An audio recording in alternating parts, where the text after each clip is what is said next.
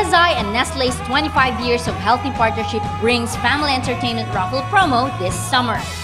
Starting April 9 to June 5, 2011, simply buy 500 pesos worth of retail or 1,000 pesos worth of wholesale purchase of the Nestle top seller products to get one raffle coupon. Write your name, address, telephone number, and signature on the raffle coupon. Drop and drop boxes at any CSI branches. 7 winners will be awarded a brand new Xbox 360 Connect for the second prize. And 3 winners may take home Xbox 360 Connect with 32 inches LCD TV for the grand prize.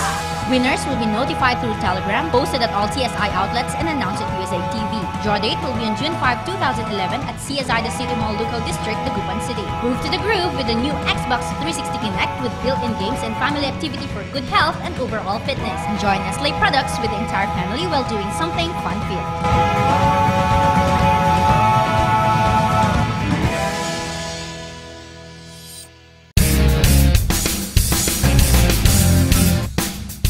Ating papasukin ngayong araw sa The Session Hall. 250,000 pesos na financial assistance sa bawat barangay aprobado sa konseho. Detalye ng supplemental budget mula sa tanggapan ng alkalde at sertifikasyon mula sa City Treasurer's Office, hinihintay na lang upang tuluyin itong isa-ordinansa. Pantawid Pamilya Pilipino Program o 4Ps ng DSWD, malaking tulong sa mahihirap na pamilya sa lungsod. Kooperasyon at pagtutulungan para sa maayos na pagpapatupad ng programa, hiniling. Hinaing ng mga barangay health workers sa lungsod, niresolba sa konseho. At paano nga ba ginugunita ng mga Dagupenyo ang Semana Santa, ating alamin. Lahat ng yan tutukan dahil your attendance is a must sa The Session Hall.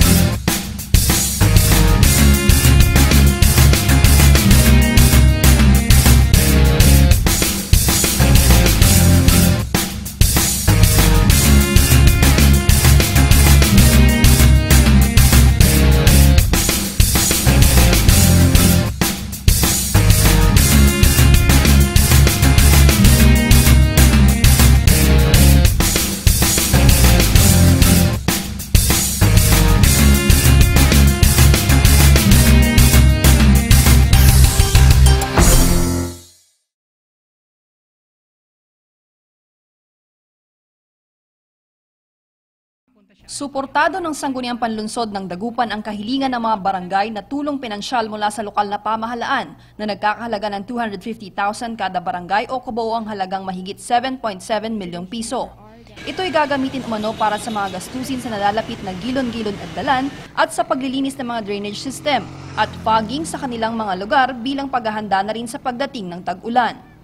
Kaya naman sa regular session ng SP noong ika-11 ng Abril, tinalakay ang inihaing Barangay Resolution No. 6 ng Liga ng mga Barangay sa Konseho o humihiling sa punong ehekutibo na maglaan ng pondo mula sa General Fund bilang financial assistance sa lahat ng 31 barangay sa lungsod upang isulong ang plano at programang panturismo at pangkalikasan na iniakda ng Liga ng mga Barangay President Guillermo Vallejos.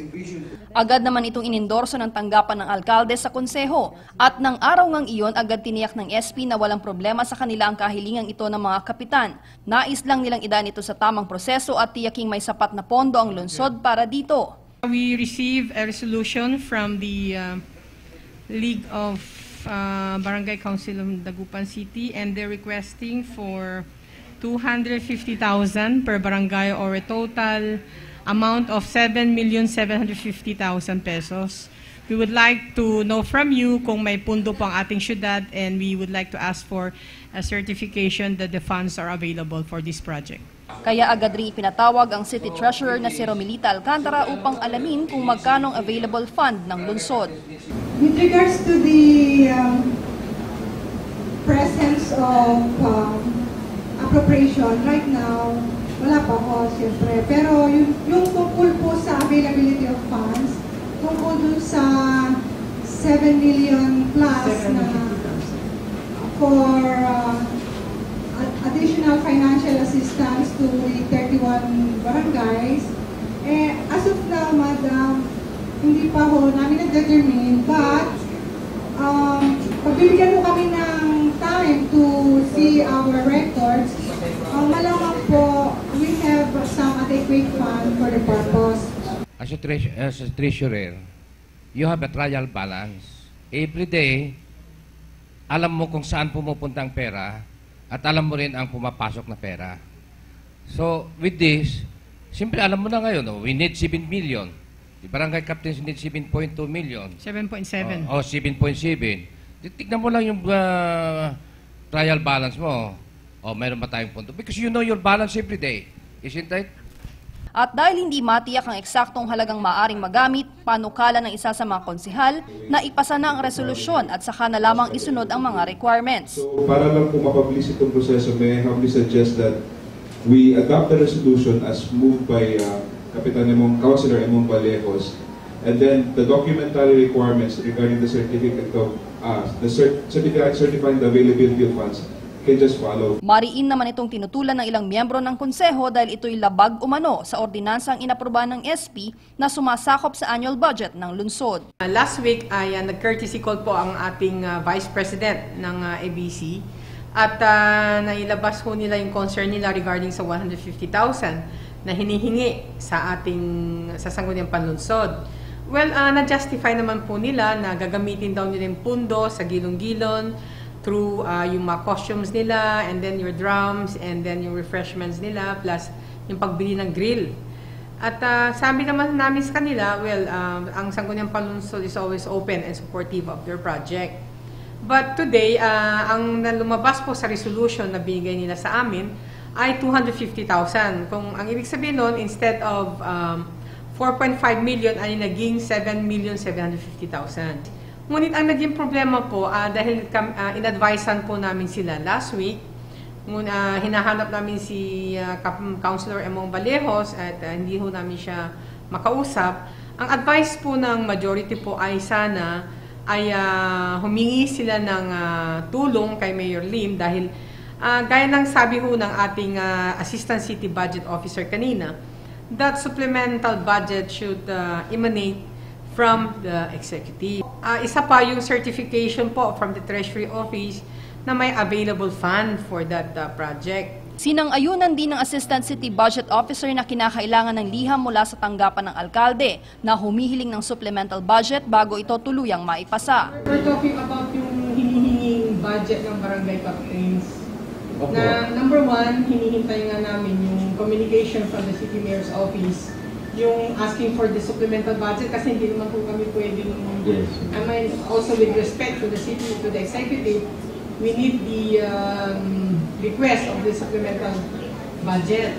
Sa inyo ba, as the Assistant Budget Officer, do you think we need the request of the supplemental budget para maigawa namin ang ordinance? Opo, kasi all requests for expenditures shall emanate from the City Mayor's Office. Okay. Panukala naman ni City Administrator Vlad Mata na maaring magamit ang savings na nagmula sa personal services ng unang quarter ng 2011 mula sa mga pasweldo at benepisyo ng mga bakanteng posisyon. Ngunit agad itong tinutulan ni Councilor Luis Samson Jr. dahil labag umano ito sa Section 12 ng Ordinance No. 1963-2011 na nagsasabing dapat bigyan ng prioridad ang benepisyo ng mga lokal na empleyado sa paggamit ng personal services savings. It says here, priority shall be given to the personal benefits of local employees. So I believe we cannot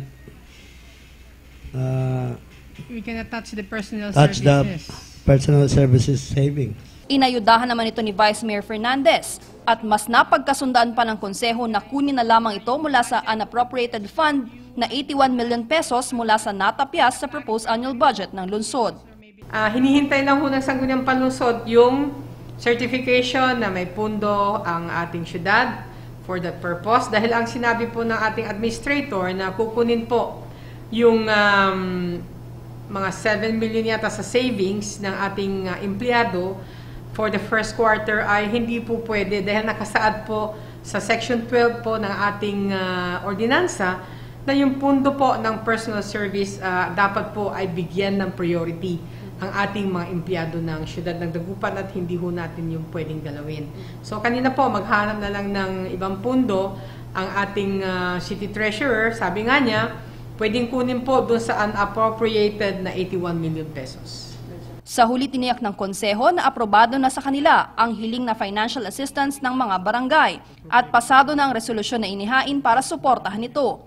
Hinihintay na lamang ang formal na komunikasyon mula sa punong ekutibo na humihiling ng supplemental budget upang tuloy na itong gawing ordinansa at ang sertifikasyon mula sa Treasurer's Office na may mahuhugot ngang pondo para tuluyan na itong maipagkalob sa mga barangay at maipagpatuloy ang kanilang mga plano at programa.